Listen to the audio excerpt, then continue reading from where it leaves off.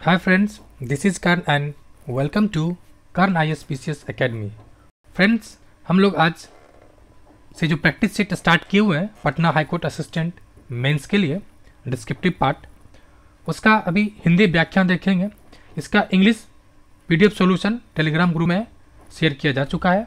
आपने अगर नहीं देखा तो टेलीग्राम ग्रुप पे, इसी चैनल का टेलीग्राम ग्रुप में जाकर आप देख सकते हैं। Free of cost writing program चलाया जा रहा है। आपके कॉपी को मूल्यांकन किया जाएगा। आप लिख के डेली बेसिस पे जो क्वेश्चन दिया जाएगा उसको शेयर करें और आपके कॉपी को चेक करके रात में वापस कर दिया जाएगा। तो चलिए स्टार्ट करते हैं। निबंध में 3 निबंध पूछता है। तो ये पहला निबंध है कि भारतीय अर्थव्यवस्था का संकुचन। तो मैं भी डिस्कस इसमें क्या करने वाला हूँ, मैं भी डिस्कस इसमें ये करने वाला हूँ कि ये जो निबंध दिया हुआ है ना, ये जो बुक में जो व्याख्या दिया हुआ है, ये एक जनरल स्टूडेंट जो लिखता है नॉर्मल, उसके तरह इसमें व्याख्या दिया गया है। क्या आपको भी इसी तरह लिखना है? जी नहीं, आपको इस तरह से लिखना नहीं है। तो इसमें से आपको फिर आपके लिए इसमें क्या काम का चीज़ है, आपके लिए इसमें फैक्ट बहुत सारा डेटा है। उस डेटा को आप एक किसी कॉपी में या छोटा सा नोटबुक बना लें, उसमें आप इस चीज़ को क्या करें, पुट कर लें, राइट डाउन कर लें और इसको लिखने का जो प्रोसेस बताया गया निबंध लिखने का, उसके तरह लिखने का कोशिश करें। सवाल एक निबंध बताया कहाँ गया लिखने के लिए, तो इसी चैनल के प्लेलिस्ट में आपको मिल जाएगा। स्वच्छ भारत अभियान करके एक निबंध लिखा गया है, जो एक तो प्रॉपर निबंध लिखने के जो तरीके हैं उसमें बताया गया है। अगर आपको फिर भी यकीन ना हो तो यकीन के लिए, आपको विश्वास के लिए, कॉन्फिडेंस के लिए IAS दिव्या तबर जो मैम है, उनके कॉपी का कुछ पार्ट को उसमें इंक्लूड किया गया है, डिस्कशन एंड PDF दोनों में। तो आप वहाँ से जाके देख सकते हैं। ठीक है, तो स्वच्छ भारत अभियान पे पूरा डिटेल से निबंध शेयर किया गया है। आप क्या करें, तो आप जाके इसी टेलीग्राम और यूट्यूब चैनल पे आप उसको देख सकते हैं। तो चलिए फ्रेंड्स, ये 3 निबंध है, लेकिन अभी निबंध डिस्कस नहीं करेंगे क्योंकि मैंने एक लिख रखा है और बाकी 2 आपको लिख के भेजना है। क्वेश्चन कहाँ है, तो क्वेश्चन इसका ऑलरेडी टेलीग्राम ग्रुप में शेयर किया जा चुका है, आप वहाँ से आके क्वेश्चन देख सकते हैं। नेक्स्ट जो 3rd निबंध है वो क्या है, उसी का पार्ट ये है जो उसके बाद लेटर है। फ्रेंड्स, अगर मुझे लगता है कि बिहार है, आप लेटर लिखने में किसी को दिक्कत नहीं होता होगा। अगर फिर भी किसी को लग रहा है कि लेटर लिखने में कोई दिक्कत हो रहा है तो आप कमेंट कर सकते हैं। मैं लेटर का एक स्पेशल क्लास यूट्यूब पे अवेलेबल करा दूंगा। तो मैं डिस्कशन कर देता हूँ एक लेटर। ये लेटर है कि क्वेश्चन है कि आप किशन जोशी हैं, आपके मित्र सुरेश ने अपने जन्मोत्सव के लिए आपको निमंत्रण पत्र भेजा है। यानी किसके लिए, ये बर्थडे ये पार्टी के लिए आपको इनविटेशन गया है। अपने मित्र को जन्म दिवस के अवसर पर आप क्या बधाई पत्र लिखेंगे। यानी आपको ये किसका लेटर लिखना है, नॉर्मली फ्रेंड्स का लेटर है। आप किस तरह से लिखेंगे वही चीज़ यहाँ पे मेंशन किया गया है। लिखें, उसके बाद डेट लिखें, उसके अलावा एड्रेस एंड डेट। नेक्स्ट क्या लिखना है, आपको जो प्रिया मित्र है, नॉर्मल जो लिखते हैं प्रिया सुरेश या जो भी लिखना चाहें, नमस्कार। अब आपकी लेटर स्टार्ट होगा। क्या कह रहा है, तुम्हारा निमंत्रण पत्र आज ही डाक से मिला, जो नॉर्मली आप लिखते हैं कि आज ही डाक से मिला। मुझे यह जानकर अत्यंत प्रसन्नता हुई कि गत वर्ष की भांति इस वर्ष भी तुम अपना जन्म दिवस या जन्म जयंती बड़ी धूमधाम से मना रहे हो। ठीक है, ये अब जो भी आप लिखना चाहें। मेरे ओर से तुम्हें बहुत बहुत बधाई। मैं भगवान से तुम्हारे शतायु होने की कामना करता हूँ एवं तुम्हारे उज्जवल भविष्य की शुभकामनाएं प्रेषित करता हूँ। मैं इस अवसर पर अवश्य आऊँगा। नॉर्मल लेटर हो गया, मतलब जो मैं तुम्हारे मतलब बर्थडे पार्टी माने वाला हूँ लिख दिए। उसके अलावा मेन तो ये हो गया। बस इसमें आपको सीखना क्या है, स्टार्टिंग में एड्रेस लिखें, फिर डेट लिखें और यहाँ पे स्टार्टिंग कर दे, यानी प्रिया मित्र से। तो अब मित्र के नाम लिख दें, नमस्कार फुल स्टॉप। उसके बाद चीज़ें को आगे बढ़ाना है। ये लेटर मैं आपको PDF सहित शेयर कर दूंगा, तो आप देख सकते हैं। उसके बाद फिर क्या, नीचे जो तुम्हारा शुभचिंतक नाम लिखे और पढ़ने वाला का नाम व पता यहाँ पर जैसे कि और जो भी है वहाँ पे लिख दिए। दूसरा लेटर उसी तरह से। दूसरा लेटर क्या कह रहा है कि माना कि आप मोहन हैं, मान लीजिए आप मोहन हैं, खेल सचिव को रियो ओलंपिक 2016 में भारत के प्रदर्शन के आकलन के बारे में और अगले ओलंपिक के बेहतर प्रदर्शन के लिए सुझाव देते हैं। यानी आपको किसी कमेटी को, ऑर्गेनाइजेशन को आपको लेटर लिखना है कि किस तरह से लेटर लिखना है। वो फ्रेंड्स का था, ये ऑर्गेनाइजेशन का है। पैटर्न सेम है, कुछ ज़्यादा अंतर नहीं है। बस सेवा में खेल सचिव या जिसको भी लिखना है, युवा कार्यक्रम एवं खेल मंत्रालय, भारत सरकार नई दिल्ली, ये पूरा एड्रेस लिख दिए ये, ठीक है। किसके लिए? तो सेवा में खेल सचिव को, ठीक है। उसके बाद नॉर्मली वही लिखते हैं विषय, फिर विषय डालेंगे। विषय क्या है? तो वही जो विषय है कि रियो ओलंपिक मतलब खेल सचिव को रियो ओलंपिक 2016 में भारत के प्रदर्शन के आकलन के बारे में, अगली अब ओलंपिक के बेहतर जो भी सब्जेक्ट है लिख दिए। उसके बाद नॉर्मल जो बचपन में लिखते आएंगे, महाशय मैं ये हूँ, यानी महाशय कॉमा, उसके बाद सबसे पहले आपको साक्षी मलिक और जो भी मतलब व्यक्ति उसमें पार्टिसिपेट किया था, जो जिसके बारे में आप लिखना चाह रहे हैं, उसके बारे में 2-4 लाइन लिखिए। नेक्स्ट, एक सेकेंड फ्रेंड। किंतु मानव दुनिया की दूसरी सबसे बड़ी आबादी, चूंकि अब पहला हो चुका है देश होने के बाद, हमारे देश मात्र 2 पदक की, मतलब जो ओलंपिक में जो सफलता मिला उसको डिटेल लिखा गया है। उसके अलावा फिर एक पैराग्राफ चेंज करके, देखिए पैराग्राफ चेंज करना भी एक कला है। यहाँ हो गया। अब देखिए बहुत सारे क्या करेगा ना, नॉर्मली आप लोग भी करते ही होंगे बहुत सारे, जैसे लाइन यहाँ से खत्म हुआ और नेक्स्ट लाइन यहाँ से शुरू कर देना। जी नहीं, ये गलत तरीका है। पैराग्राफ छोड़ने का मतलब होता है जब नेक्स्ट लाइन स्टार्ट होता है तो एक शब्द, जितना एक शब्द आएगा उतना ही छोड़ना रहता है, और यहाँ पे आप देखिए एक शब्द के बराबर ही छोड़ा गया है, ठीक है। तो पैराग्राफ चेंज करके फिर से लिख दिए, निसंदेह रियो ओलंपिक में भारत का प्रदर्शन निराशाजनक रहा। फिर अपना जो व्यथा है उसके बारे में लिखें। फिर उसके बाद पैराग्राफ चेंज करके इसके अतिरिक्त ओलंपिक टोक्यो बेहतर प्रदर्शन करना है तो अपनी खेल संस्कृति आमूलचूल परिवर्तन या बदलाव करना होगा। नीचे राइट साइड में, ठीक है, लिख दिए भवदिया, मोहन, परीक्षा भवन, ये सब लिख के अपना, हाँ ये सब लिख के, एक सेकंड फ्रेंड, यहाँ मतलब यहाँ तक लिख के कंप्लीट कर दिए। नेक्स्ट क्या है? अब नेक्स्ट जो थर्ड है कि अपना नाम, आपका नाम अमित है और अपने दोस्त सरवर को पत्र लिखिए जिसमें भारत सरकार की डिजिटल इंडिया स्कीम के बारे में वर्णन करें।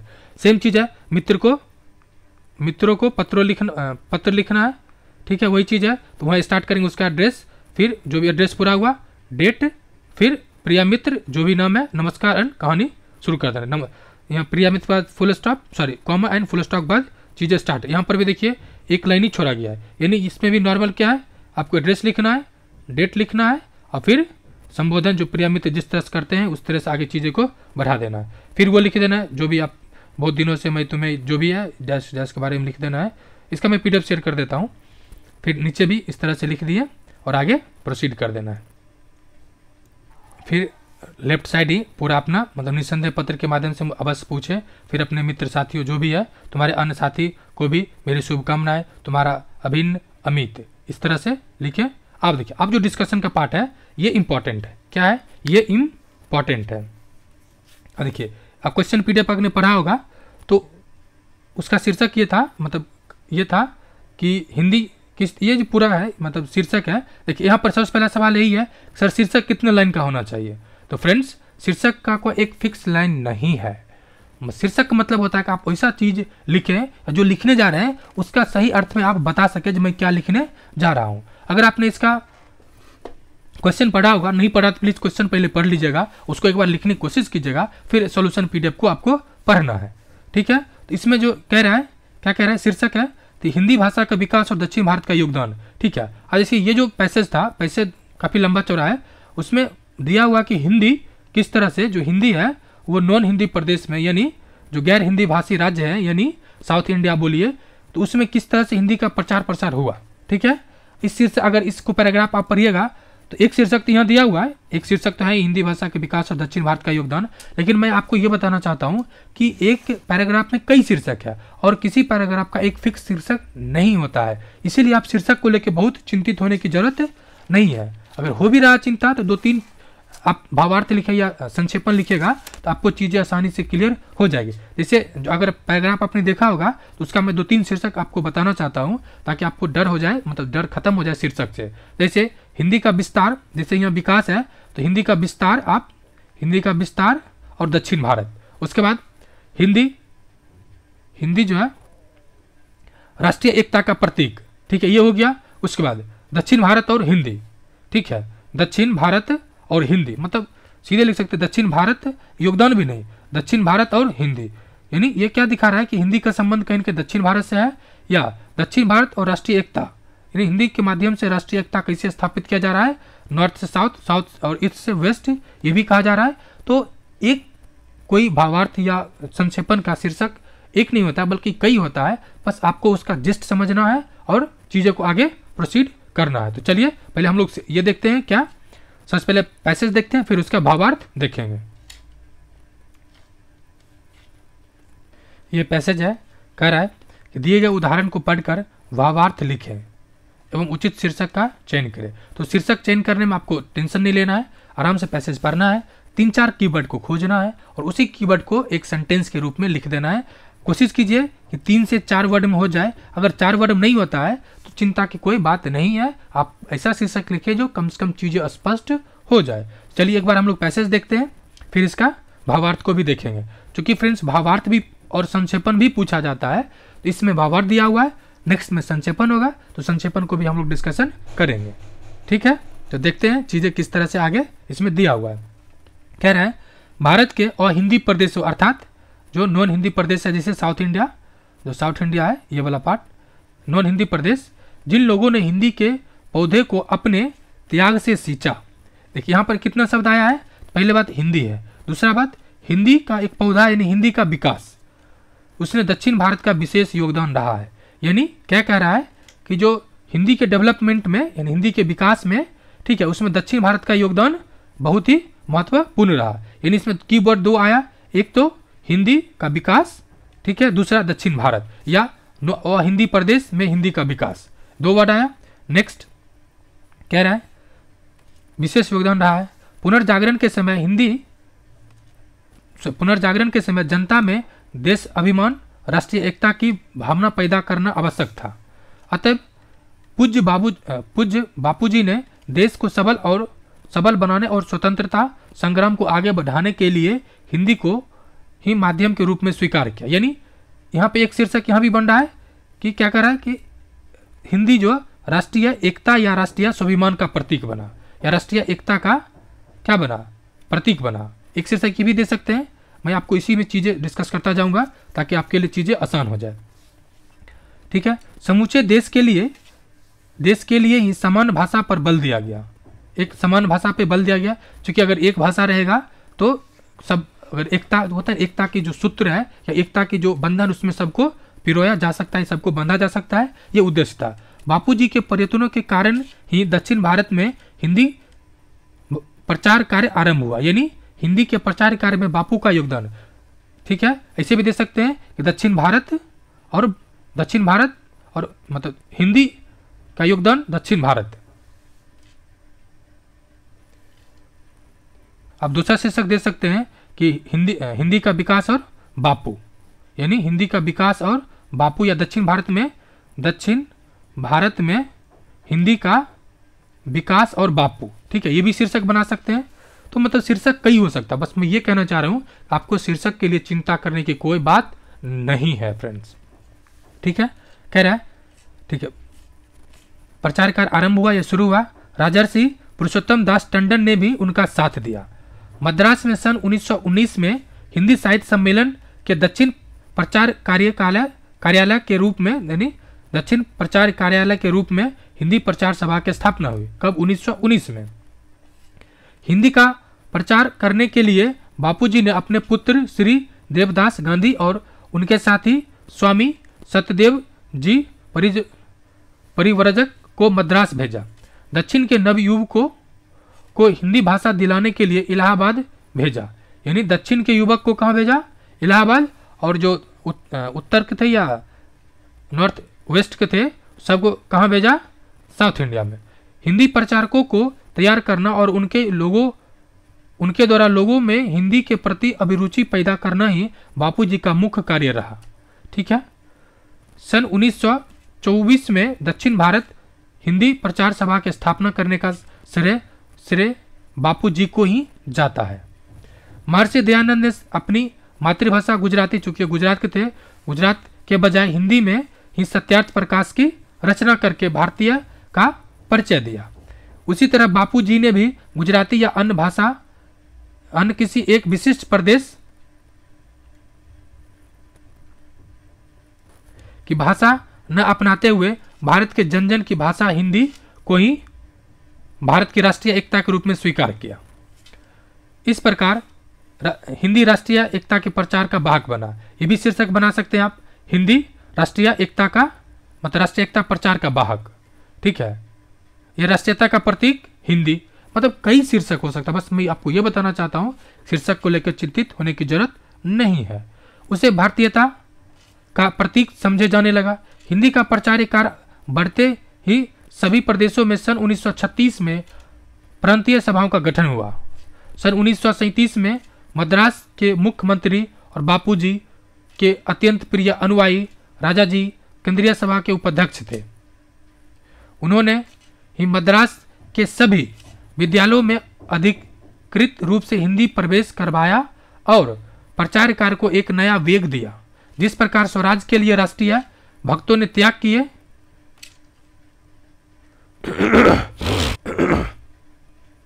उसी तरह स्वभाषा की पूर्ण स्वतंत्रता के लिए वे भी महान एवं महान त्याग करते रहे।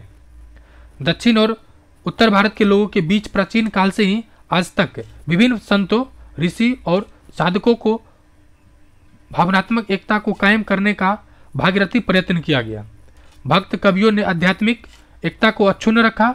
हिंदी के माध्यम से ही राष्ट्र की भावनात्मक और सांस्कृतिक एकता को सुदृढ़ बनाया जा सकता है। इसलिए दक्षिण के लोग हिंदी को बिना किसी द्वेष भाव के प्रेम और श्रद्धा से पढ़ रहे हैं। 5 साल के बालक बालिका से लेकर 8 साल के पुरुष स्त्री तक राष्ट्रभाषा का अध्ययन कर रहे हैं। समष्टि यानी होलिस्टिक वे में, कॉम्प्रहेंसिव तरीके से, समष्टि रूप से यानी कॉम्प्रहेंसिव तरीके से दक्षिण भारत के लोगों में हिंदी के बारे में किसी प्रकार की भ्रामक धारणाएं या भ्रमपूर्ण भय नहीं है।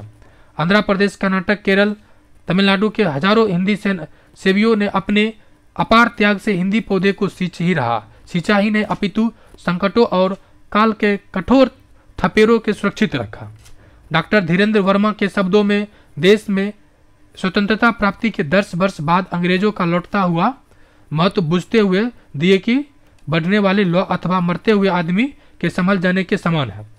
परंतु हिंदी रूपी दीपक की प्रज्वलित अमर ज्योति को तेजों में रखने के लिए भविष्य में भी दक्षिण भारतीय महान से महान त्याग और आत्मोत्सर्ग करने के लिए तैयार है। अब देखिए, इस पूरे पैसेज में आपने क्या देखा? 2 चीज देखा, 3 चीज। एक तो हिंदी भाषा है, दूसरा इसका प्रचार प्रसार दक्षिण भारत में हुआ, तीसरा कि इसको प्रचार प्रसार में कुछ जो महापुरुष है, महापुरुष का महत्वपूर्ण योगदान रहा। ये 3 ही लाइन है पूरे शीर्षक, मतलब पूरे पैराग्राफ है। इस 3 लाइन को आप शीर्षक बना देना है। हालांकि शीर्षक तो कई डिस्कस कर दिया गया है। अब इसका भावार्थ को समझते हैं, ठीक है। यानी इसका अगर मोटा मोटी बिना लिखे भावार्थ को कहा जाए तो एक हिंदी भाषा है जिसका प्रचार प्रसार नॉन हिंदी भाषा में किया गया। उसके प्रचार प्रसार में उसे क्या हुआ, प्रचार प्रसार के लिए जो राष्ट्रीय एकता के भावना के रूप में हिंदी को स्थापित किया। इसमें कुछ दक्षिण भारत के, कुछ उत्तर भारत के और कुछ विद्वान ने एक सामूहिक प्रयास किया और इसे गौरव के रूप में स्थापित किया, बिना किसी द्वेष, बिना किसी कलश से। प्राचीन काल से आज तक हिंदी को न केवल राष्ट्रीय एकता बल्कि एक देशवाहक के रूप में, देश जागृति के रूप में हिंदी को क्या किया, स्वीकृति दी। चलिए अब इसका भावार्थ को देखते हैं। इसका एक शीर्षक दिया गया फ्रेंड्स आपने अभी तक अगर चैनल को सब्सक्राइब नहीं किया प्लीज चैनल को सब्सक्राइब कर लें। आपको डेली बेसिस पे कुछ होमवर्क दिया जाएगा, यानी कुछ आपको काम करना है, कुछ मैं काम कर दूंगा। दोनों मिलके आपकी सफलता का अंतिम जो लक्ष्य है उसमें मदद कर सकूं, ये मेरा उद्देश्य है। इसलिए आप अगर चैनल को सब्सक्राइब नहीं किए तो प्लीज चैनल को सब्सक्राइब कर लें। चलिए देखते हैं। यानी इसका शीर्षक क्या दिया गया, हिंदी का विकास और दक्षिण भारत का योगदान, ठीक है। इसे छोटा लिखना चाहें, हिंदी और दक्षिण भारत, ठीक है। हिंदी का विस्तार और दक्षिण भारत, यानी हिंदी और राष्ट्रीय एकता का प्रतीक, हिंदी का हिंदी जो भारत का अमूल्य धरोहर, ठीक है, या स्वर्णिम एकता का प्रतीक। इस तरह से कई शीर्षक आप दे सकते हैं, ठीक है। इस तरह से कई शीर्षक दे सकते हैं, लेकिन एक शीर्षक ही लिखना है। और दूसरी कितने शब्द का है तो आप देख लियो फ्रेंड्स, कोई शब्द का लिमिटेशन नहीं है, लेकिन 4, 5, 3, 4 से कम, मतलब 5 से कम नहीं होना चाहिए। एक ऐसा होना चाहिए जो पूरा हो, आपको अर्थ स्पष्ट हो सके आप क्या कहना चाह रहे हैं। इसका देखते हैं क्या कह रहा है भावार्थ, क्या हम लोगों ने जो पढ़ा उससे अलग है क्या नहीं। भारतीय स्वतंत्रता आंदोलन हिंदी के विकास के लिए स्वर्णिम अवसर पर सिद्ध हुआ या प्रदान किया। इसके परिमार्जक के प्रखर स्वतंत्रता सेनानियों ने अहम भूमिका निभाई, यानी इसमें स्वतंत्रता सेनानी जैसे बापूजी, उनके समर्थकों ने महत्वपूर्ण भूमिका निभाया। गांधी जी से लेकर दयानंद सरस्वती आदि ने क्षत्रियता का परित्याग किया। बिल्कुल, चूंकि ये केरल के थे फिर भी वो हिंदी को चुनते हैं। गांधी जी गुजरात के थे फिर भी हिंदी को चुनते हैं। परित्याग कर हिंदी को राष्ट्रीय भाषा का दर्जा दिलाने का आह्वान किया। फलतः यह न केवल हिंदी प्रदेशों यानी दक्षिण भारत तक प्रसारित हुआ, बल्कि राष्ट्रीय आंदोलन में भी अभिव्यक्ति भाषा बन गई। हिंदी के प्रसार में हिंदी प्रचार सभा, सत्यार्थ प्रकाश आदि संस्था और पत्रिकाओं का भी अहम योगदान या महत्वपूर्ण योगदान रहा, या मील का पत्थर साबित हुआ, कुछ भी लिख सकते हैं। दक्षिण भारत में हिंदी के प्रचार प्रसार हेतु कुछ युवकों को इलाहाबाद जैसे शहरों में भेजा गया। क्षेत्रीयता का परित्याग कर दक्षिण भारत में भी हिंदी के प्रति मुखरता हुई। नेक्स्ट है, अगर देखा जाए तो प्राचीन काल से ही ऋषि मुनियों एवं भक्तों कवियों ने हिंदी एवं उत्तर के बीच आध्यात्मिक एकता बनाए रखा। इसकी अगली करीब राष्ट्रवाद ने जोड़ा। राष्ट्रवाद के भावनात्मक लगा उत्पन्न किया गया, जिसके आधार पर दक्षिण भारतीयों ने न केवल हिंदी का सहर्ष स्वीकार किया, बल्कि अध्ययन एवं अध्यापन का भी माध्यम बन गया। इस परिप्रेक्ष्य में आंध्र प्रदेश, कर्नाटक, तमिलनाडु, केरल के हिंदी सेवियों ने भी अपना त्याग और अथक प्रयास से हिंदी को परिमार्जित और संरक्षित किया। फ्रेंड्स, इसमें जो कहानी है मूल भावार्थ वही है कि उत्तर से दक्षिण भारत में हिंदी का प्रचार हुआ, जिसमें कुछ महत्वपूर्ण व्यक्ति का योगदान रहा, कुछ संस्था का रहा, कुछ उत्तर आके पढ़ा, कुछ दक्षिण गया। इस तरह से इसका पूरा शीर्षक है। यही एक है जी नहीं, आप इसका फिर से इस पैसेज को पढ़ के आप आंसर लिख के भेज सकते हैं अपने तरीके से। मैं उसको फिर से चेक कर दूंगा। नेक्स्ट देखते हैं। नेक्स्ट क्या क्वेश्चन, नेक्स्ट गद्यांश है। फ्रेंड्स, आप इसको आंसर देखने से पहले प्लीज आपसे रिक्वेस्ट है कि आप गद्यांश को एक बार पढ़ें, आंसर बनाएं खुद से, उसके बाद आंसर को मैच करें। यानी क्या है, तो ये जो है यानी अति परिचय से त्रास सहन करने योग्य बन जाता है। इसका वाक्य का अर्थ क्या है, तो बार बार परिचय से डर दूर हो जाना, यानी बार बार परिचय डर से दूर हो जाना। ये फ्रेंड्स आपने पैसेज पढ़ लेना, उसके बाद आंसर को मैच करना। विद्यालयों में होने वाले परीक्षाओं का उद्देश्य क्या है? उद्देश्य यह है कि बच्चों की कमजोरियों का पता लगाकर उन्हें दूर किया जा सके। एग्जाम का उद्देश्य क्या होता है विद्यालय लेवल पे? बच्चों को मजबूत करना, उसको सशक्त बनाना एजुकेशनली। लेखक परीक्षा के प्रति उदारवादी और व्यापक दृष्टिकोण रखता है, क्योंकि इसका अनुच्छेद में लेखक का क्या विचार है? तो लेखक ये कहना चाहता है कि जो वार्षिक या छमाही परीक्षा होता है उसके जगह मासिक परीक्षा ले लो, एवं परीक्षार्थियों को पाठ्यपुस्तक लेकर उत्तर लिखने का स्वतंत्रता दी जानी चाहिए। क्योंकि अगर पुस्तक भी दे दिया जाए तो वही उत्तर लिख पाएगा जिसने पढ़ा होगा, यही बात कहना चाह रहा है। नेक्स्ट,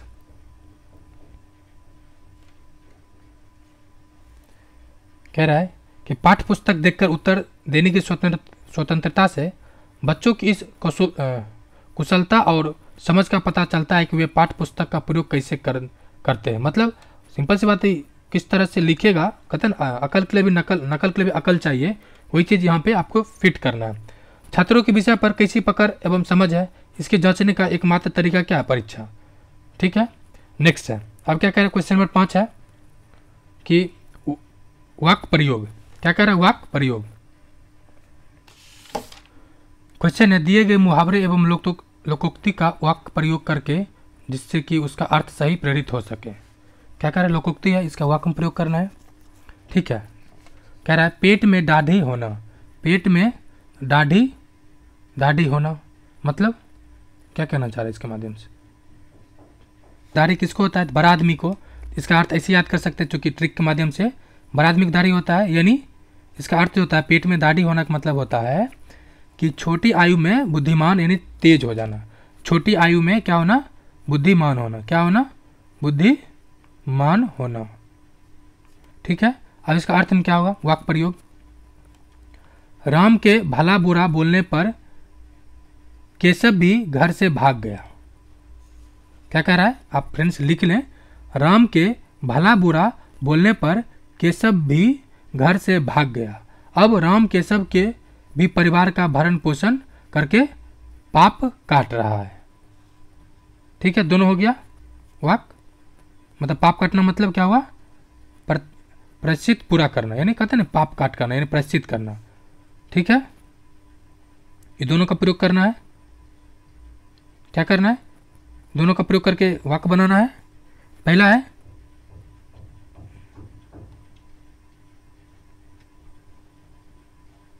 ये पाप काटने वाला। पाप काटना मतलब क्या होता है, यानी मतलब प्रायश्चित करना। क्या होगा, तो राम के भला बुरा कहने पर भी केशव भी घर से भाग गया। अब केशव राम के परिवार का भी भरण पोषण करके पाप काट रहा है। ये हो गया, यानी पाप काटना मतलब प्रायश्चित करना। दूसरा है पेट में दाढ़ी होना, यानी बुद्धिमान होना। इसका अर्थ क्या होता है, पेट में दाढ़ी होने का बुद्धिमान होना मतलब इसका वाक्य क्या हो जाएगा, तो चाणक्य अभी मात्र 3 वर्ष का है। चाणक्य अभी मात्र 3 वर्ष का है, लेकिन उसके सामान्य ज्ञान को देखकर तो ऐसा लगता है, लेकिन उसके सामान्य ज्ञान को देखकर तो ऐसा लगता है मानो उसके पेट में दाढ़ी है। ठीक है, 2 हो गया। नेक्स्ट, लिख नहीं पा रहा था इसलिए मैंने सॉल्यूशन पीरियड से ही आंसर बता रहा हूँ। ठीक है, ये 2 हो चुका था पाप काटना वाला। अब क्या रहा है, ख यानी ऑप्शन सॉरी ये क्या है क्वेश्चन, तकनीकी शब्द शुद्ध विवर्तनी क्या है। तकनीकी का क्या है शुद्ध विवर्तनी, तो तकनीकी। ठीक है, तकनीकी ऐसे नॉर्मली कैसे लिखल रहेगा, तक ऐसे हर्षिकार होना चाहिए, क्योंकि तकनीकी में विशेष तरह से रहता है इसलिए तकनीकी। सुशील का क्या होता है, तो एक्चुअली सुशील ये लिखाता है, जबकि ऑप्शन दे रखा है क्वेश्चन में सुशील होता है, सुशील ये दे रखा है, सुशील ये रहा सुशील। नेक्स्ट, सुशील का अर्थ होता है अच्छे चरित्र वाला, कहते हैं बच्चा बहुत सुशील है। नेक्स्ट है नीचे दिए गए शब्दों का समानार्थी शब्द लिखिए, यानी समानार्थी। तो नियति का क्या होगा, नियति का समानार्थी शब्द भाग्य। नहीं कहता है कि नियति ने ही उसको त्याग कर दिया, यानी आपका नियति में ही है कि आपका selection Patna high court assistant में एक बार होगा, भविष्य में बहुत हो सकता है लेकिन एक बार उसमें भी होगा, यानी आपका भाग्य में ही लिखा हुआ है। अब भाग कह रहा है कि मेहनत करो, तो दोनों कॉम्बिनेशन देख सकते हैं। दूसरा है दुख का समानार्थी शब्द क्या होता है, दुख वेदना, कारण दुख है, दुख भरी जिंदगी वेदना है, उसके अलावा और भी कई है। नेक्स्ट, अबर चीन का विलोम शब्द क्या होता है, विशेष में अबर चीन, तो इसका क्या होता है प्राचीन। क्या होता है प्राचीन। दूसरा यानी इसका जो अर्थ होता है नूतन, नव, नवीन, आने वाले, इसका अर्थ नया होता है। ठीक है, प्राचीन मतलब पुराना, तो उसका अर्थ हो जाएगा नया। नेक्स्ट है मानव का विलोम शब्द, तो मानव है तो कहता नहीं मानव तरह रहो, कभी भी दानव बन के कमेंट मत किया करो। देव या राक्षस के समान अर्थ वाला, पुरुष, नर। नेक्स्ट है नीचे दिए गए वाक्यों के लिए एक शब्द लिखिए। ठीक है, यानी एक शब्द लिखना है। क्या कह रहा है, जो दूसरों के लिए सहारे जीता हो, परजीवी, पैरासाइट्स, जो फूड एंड शेल्टर पर डिपेंडेंट रहता है।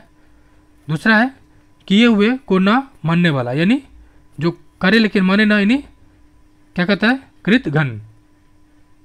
ठीक है, नेक्स्ट, क्या नीचे दिए गए प्रश्नों का उत्तर दीजिए।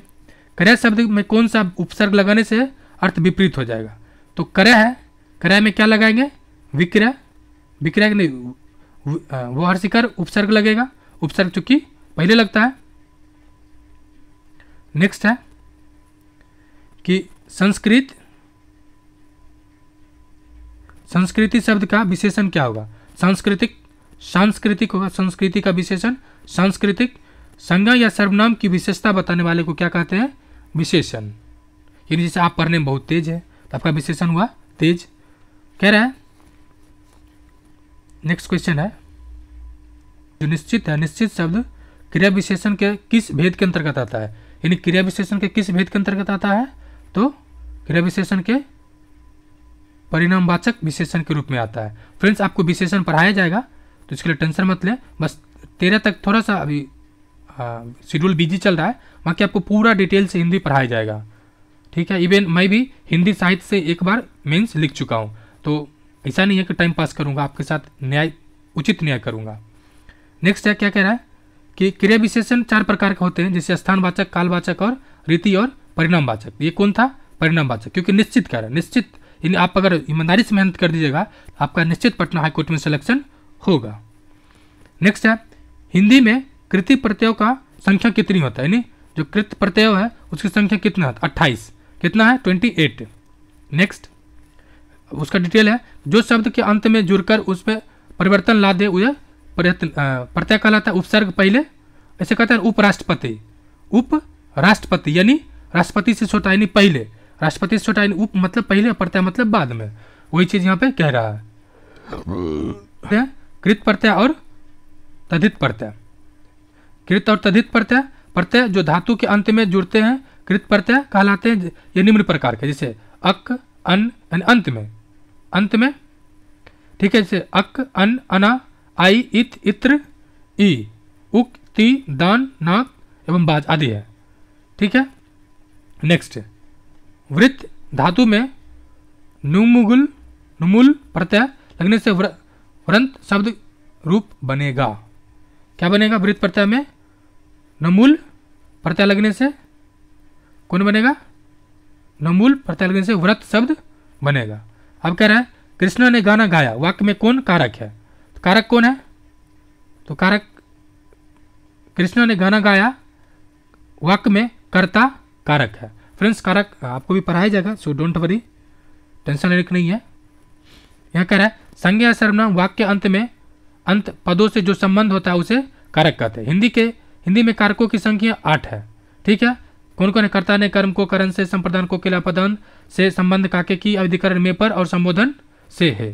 संबोधन है, संबंध काके की, अपदान से यानी विच्छेदन के संबंध में, काके की संबंध काके की, अधिकरण में पर, संबोधन हे, कहते हैं हे राम, जैसे गांधी जी का आखिर शब्द था हे राम, इस तरह से। अब कह रहे हैं चिन्ह का नाम क्या है? ये जो चिन्ह है ये चंद्र बिंदु वाला, बचपन से आपने सीखा होगा, ये कौन सा चिन्ह है? चंद्र बिंदु वाला। ये आपको डिटेल में पढ़ाया जाएगा, तो अभी देखते हैं डिस्कशन पार्ट। व्यवस्था से पूर्व कौन सा उपसर्ग लगाए कि उसका अर्थ विपरीत हो जाए? व्यवस्था में कौन सा लगाना है? अव्यवस्था, तो क्या हो जाएगा? उसका विपरीत हो जाएगा, अव्यवस्था हो जाएगा, ठीक है। अब इसमें फ्रेंड्स आपको ध्यान ये रखना है शब्द जो आ रहा है ना उसका एग्जैक्ट मीनिंग हो, जैसे कि कुव्यवस्था, कुव्यवस्था कुछ है नहीं एक्चुअली में, बस हम लोग बोल देते हैं कुव्यवस्था, नहीं, गलत तरीके से है। कंठा वर्ग, अब क्या कह रहा है? क उच्चारण किस वर्ग से होता है? तो कंठा वर्ग से। उच्चारण के स्थान के आधार पर हिंदी वर्णमाला को कंठा, तालुब, मूर्धन्य, दंत, ओष्ठ, वत्स और दंतोष्ठ और स्वरतंत्रिया वर्ग में बांटते हैं। देखिए फ्रेंड्स आपको याद कैसे रखना है, कंठा वर्ग है तो इसमें पूरा क वाला आ जाता है, तो क से कंठ, क से कंठ और क वर्ग आ जाएगा। आपको ये ट्रिक है, हमेशा फ्रेंड काम आएगा। दूसरा तालुब, तो वाला है, पहले उससे पहले मूर्धन्य देख लीजिए और दंत देख लीजिए। दंत वाला में क्या है? दो, दंत वाला दो और तो आएगा, तो तो वर्ग जो है वो दंत वाला में क वर्ग है, कवर्ग कंठ वर्ग जो है क से कंठ, क से कवर्ग, ठीक है। नेक्स्ट आपको कैसे याद रखना है? तो आपको तालुब में छाता याद रखना है। क्या? छाता, यानी तालुब वर्ग और चौछा वाला, तालुब वर्ग और चौछा वाला है, ठीक है। या ताच नहीं से छाता अच्छा है, यानी छाता में कौन सा है? छ है, तो छ कोई वर्ग होता नहीं है, मतलब तो ही होगा। मूर्धन्य वर्ग तो इसमें आ गया ट ठ ड ढ न वाला, ठीक है। नेक्स्ट इसमें आप याद रख सकते हैं टमाटर, मूर्धन्य में क्या याद रख सकते हैं? टमाटर, ठीक है फ्रेंड्स। क्या? टमाटर, जैसे ट अमो, जैसे हुआ छ था तो तवर्ग था चौछा वाला, यहाँ टवर्ग है यानी मूर्धन्य वाला। इस तरह से फ्रेंड्स आप ट्रिक से याद कर सकते हैं। नेक्स्ट है कि क का वर्ण उच्चारण स्थान कौन सा है? क का, एक सेकंड फ्रेंड, हाँ भारतीय शब्द, एक क्वेश्चन छूट गया आई थिंक, नहीं ठीक है। भारतीय ज्यो यानी भारतीयों, भारतीय क्या हो जाएगा? इसमें बहुवचन क्या हो जाएगा? भारतीय है तो भारतीयों, यानी ये वाला याद रहे, ये भारतीयों, ठीक है फ्रेंड्स। ये सेट कंप्लीट हुआ है, क्योंकि थोड़ा सा टाइमिंग की इशू की वजह से अभी डील पूरा नहीं कर पा रहा हूँ, बट मैं यकीन दिलाता हूँ कि 13 के बाद आपको न केवल डेली टेस्ट पेपर मिलेगा, बल्कि आपको सेगमेंट वाइज भी अलग से हिंदी हुआ या फिर इडियम फ्रेज हुआ, ग्रामर पर्सन हुआ, सभी को डिटेल से बताया जाएगा। तो फ्रेंड्स वीडियो देखने के लिए शुक्रिया, चैनल को लाइक करें और फ्री में आप यही चीज़ को खुद से बना कर देखना चाहते हैं तो आप शेयर करें ग्रुप में, इसका टेलीग्राम ग्रुप ज्वाइन करें। शुक्रिया फ्रेंड्स एंड जय हिंद। चैनल को सब्सक्राइब भी कर ले फ्रेंड्स आखिर में।